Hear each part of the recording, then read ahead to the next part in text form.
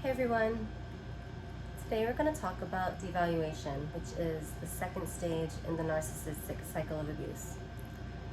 So it took a little while to record this video because it wasn't really coming together for me, and I wasn't understanding certain parts of it, and I asked Spirit to help me figure out what to say, or like to understand the parts that I couldn't figure out how to explain. And Spirit told me, don't worry about it.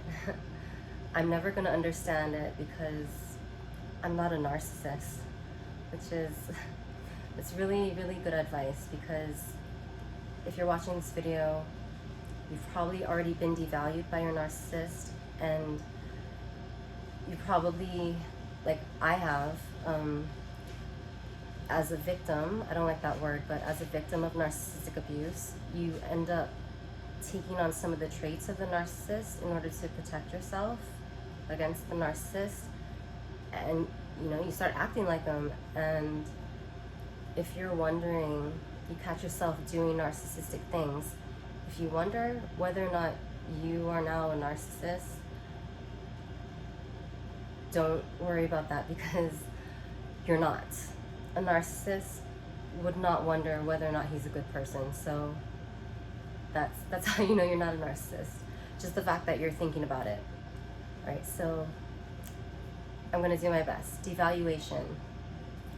After the idealization stage, where he projects his fantasy of perfection on you, and he also presents himself as being perfect, it happened for me around 3 months after dating my narcissist. I noticed a shift in the energy, and you've noticed it too, I'm sure. Like, it'll show up as them being, they'll start to not be as affectionate as they once were, less attentive. They won't contact you, text you throughout the day as much as they used to. Just like a general disinterest will kind of set in, and you're gonna wonder, like, what's going on?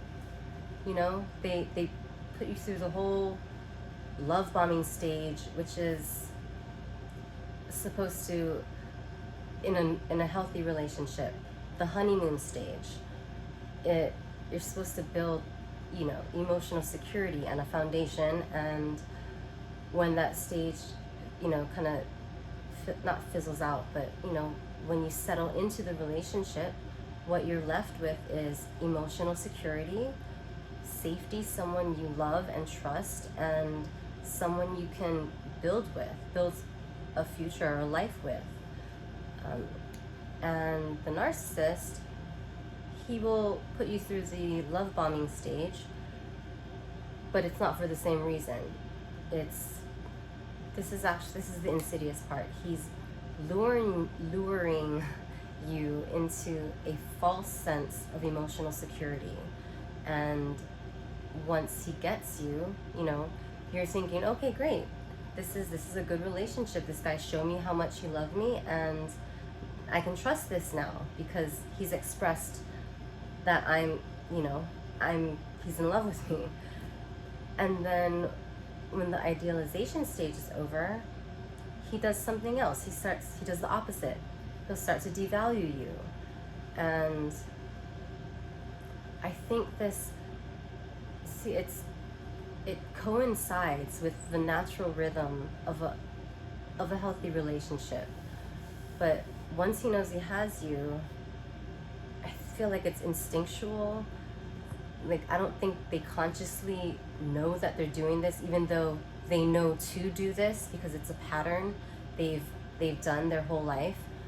So once he feels like you're in love with him, then he will bring in the intermittent reinforcement, which I discussed in an earlier video, that is what creates addiction.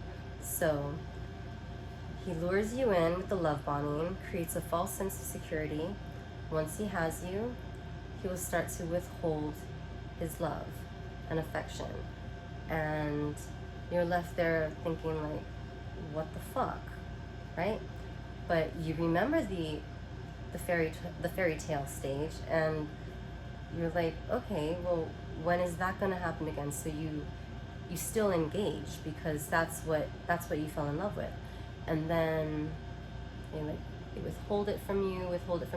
Then they'll give you some love. Maybe then they'll take you on a date after kind of ignoring you for 2 weeks, and then it'll be amazing, and it'll be a glimpse of what you experienced in the beginning. But know this, it is never going to return to the way it was in the beginning. And the sooner you accept that and know that, the sooner you can begin to let this person go, because it's so bad.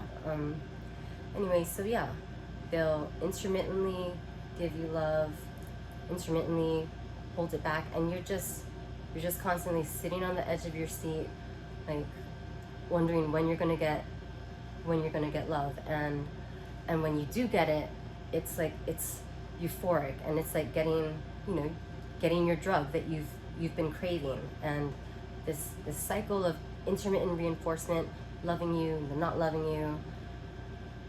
That's why you get addicted. And just like the rat in the cage, you're gonna notice, I don't know how long you've been in this relationship or if you've already gotten out, but just like the rat, your health, your mental, physical, emotional, spiritual well-being is going to deteriorate, because you're going to become obsessed with getting love from this person. You're going to be obsessed with the relationship, and you're not going to be able to think about anything else.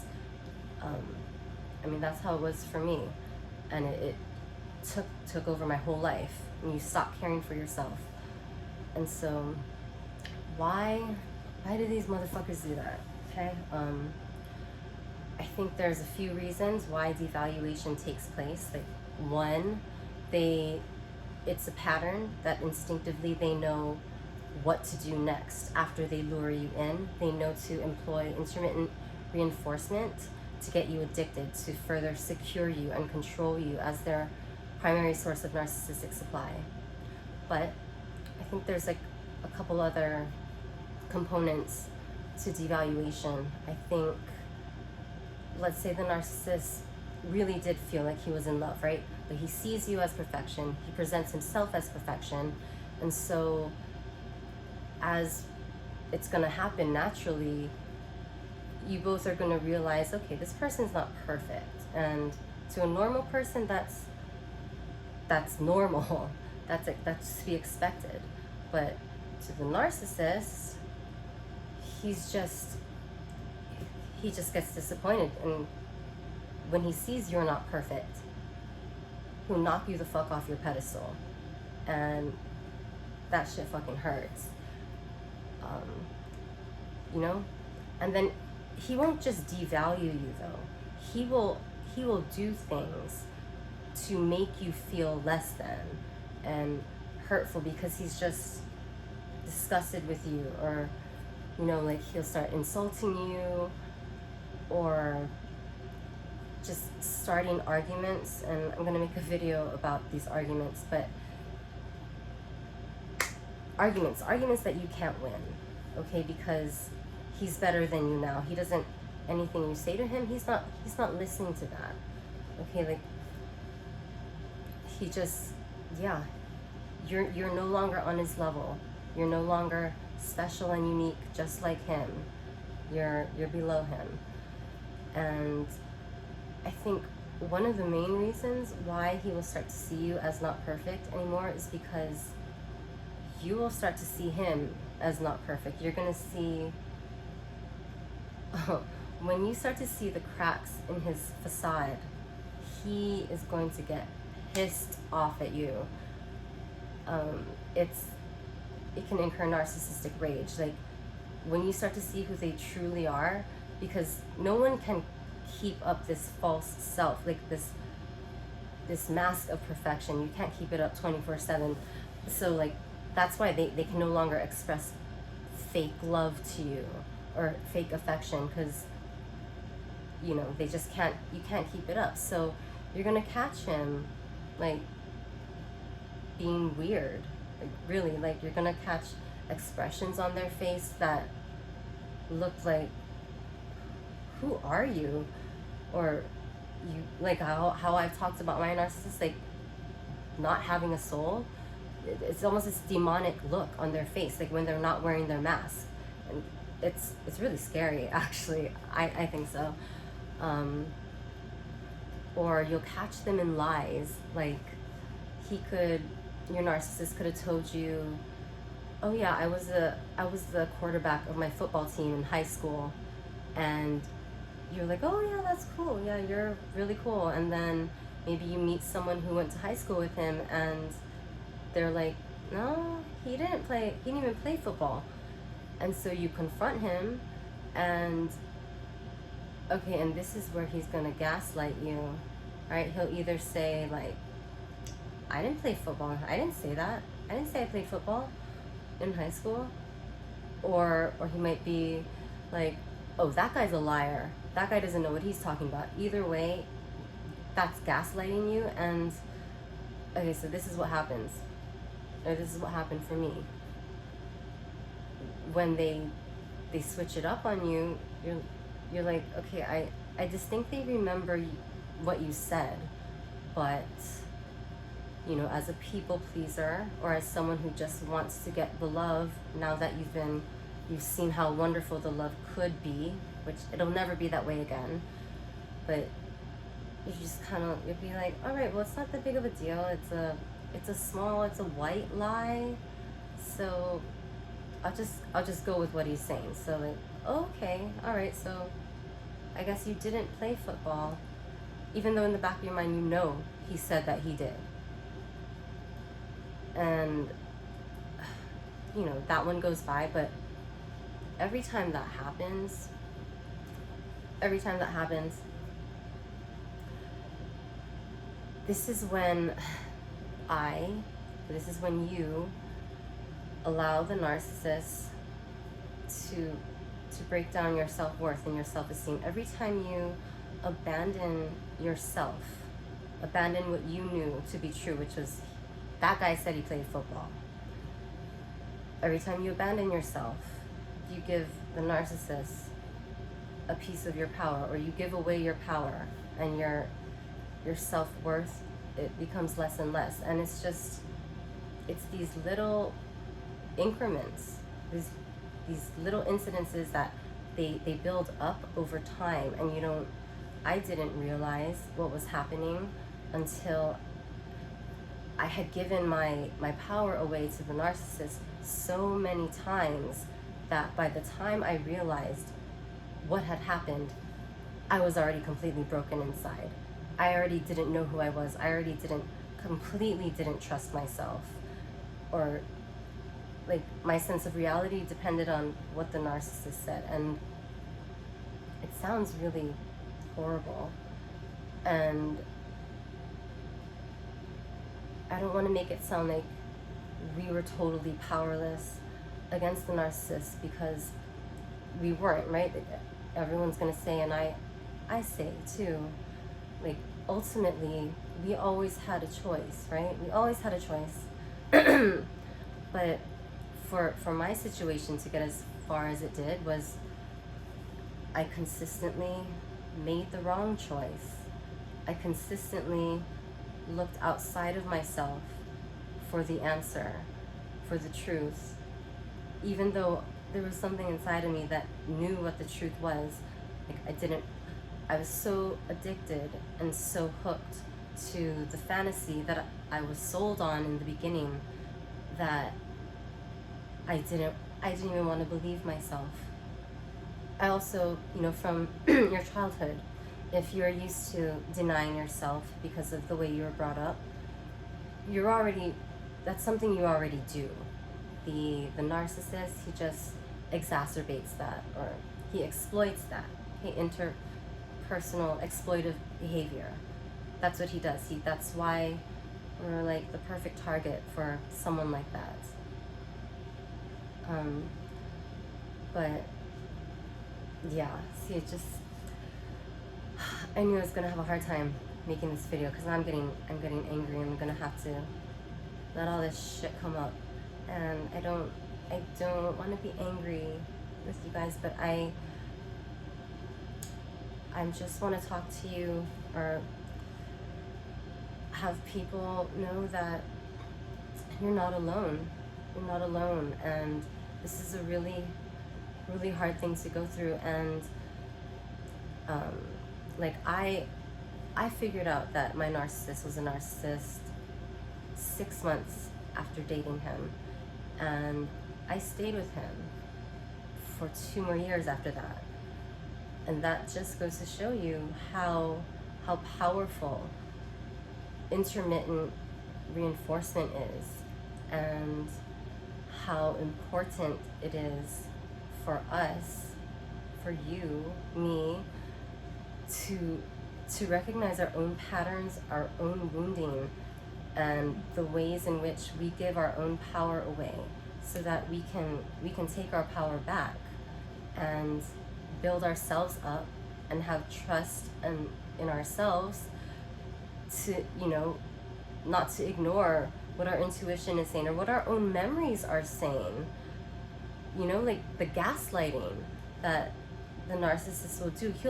They will flat out say, no, I never said that. I never said I was the quarterback of the football team, when you know for a fact that they did.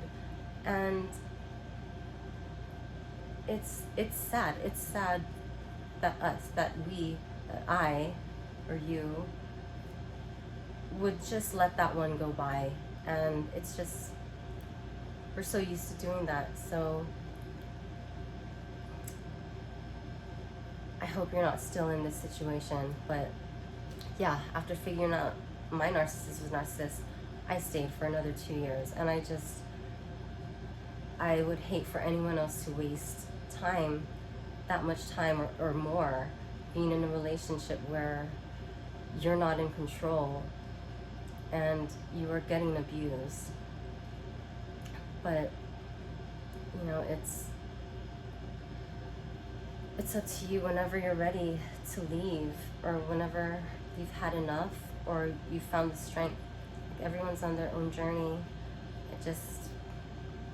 I really want everyone to get to a safe place. Yeah, but the devaluation.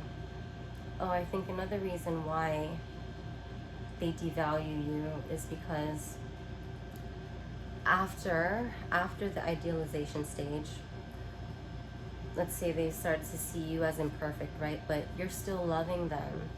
You're still showing them the love that they were showing you. You're still giving it to them freely because you think it's an even exchange. I think they also start to get weirded out, like, okay, why are you still loving me?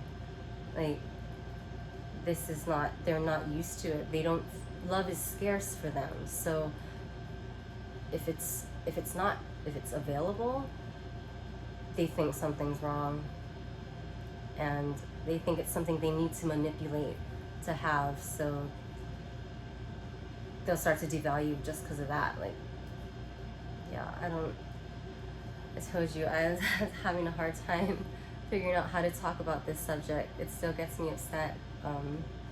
If any of you have anything to add, which I'm sure you will, any more clarity or insight you can offer about devaluation, please share it with me in the comments, because, you know, we're never going to totally understand the narcissist. That's why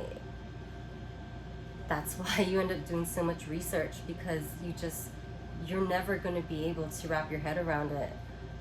And that's a good thing, because it means you're not a narcissist. Alright, so in my next video, I'm going to talk about the discard, which the discard is a blessing. So